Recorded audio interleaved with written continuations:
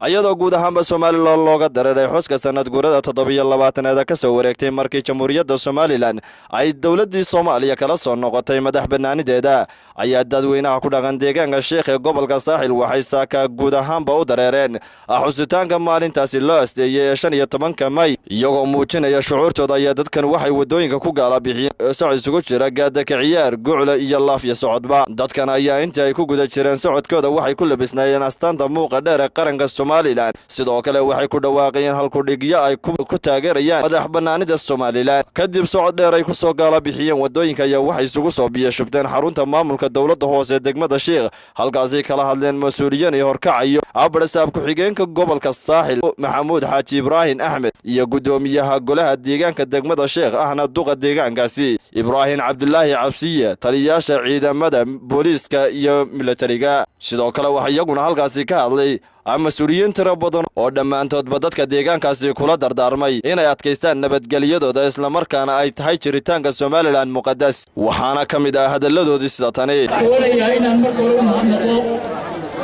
guddigii qabanqaabada ee degmada ee inoo soo qabanqaabisay xafladan aadka u quruxda badan waxaan mar labaad ku mahadnaqayaa dhammaan dadweynaha reer Sheekh ee ka soo qayb galay ee xafladda isu soo diyaariyay hadday yihiin arday hadday yihiin hooyooyin hadday yihiin dhalinyaro hadday yihiin aqoon-yahan xildhibaanada golaha deegaanka ciidamada qaranka iyo saraakiishooda booliska iyo saraakiishooda hay-adaha wasaaradaha dawladda Soomaaliland ee degmada jooga iyo shaqaalahooda dhammaantood madaxdooda aad iyo aad baan idinku salaamayaa waxaan leeyahay hambalyo 18 May waa sanad guuradii 27aad waxaan leeyahay taateedana ilaahay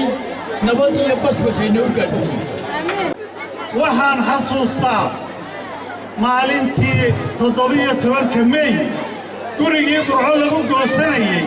oo sidaa maanta halkaa u tubantiin maanta biyaynu haysanaa maryaynu haysanaa meel aynu ka soo kafay ka soo xadnaynu haysanaa burco ay yaalaan yaan odhan lafo jiingad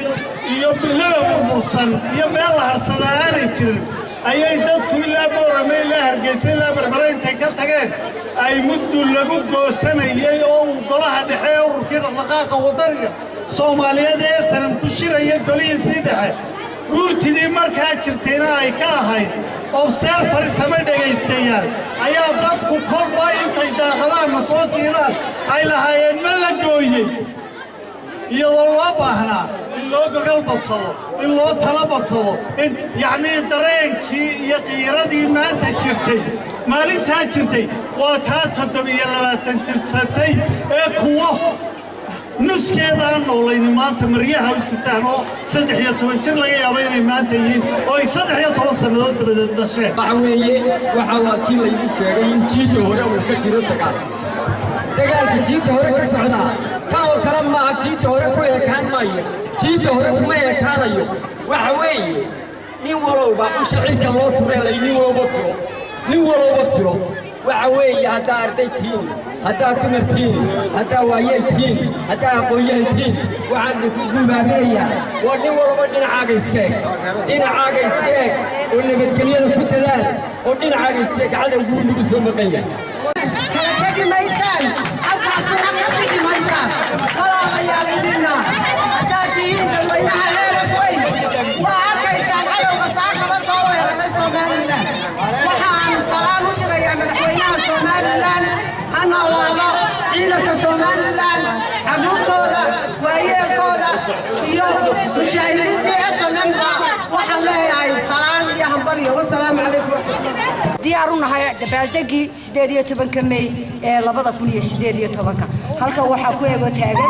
ما شغالين دولة هاسين أو كامل أيوة حكاية هي دولة هاسين بدر على أحمد حاج عبد الله وحلا هاي welcome to May every Somaliland people. ومحمد علي أحمد محمد كابه تلفزيون عالمي Ariel مقالة الشيخ قبل كالساحل.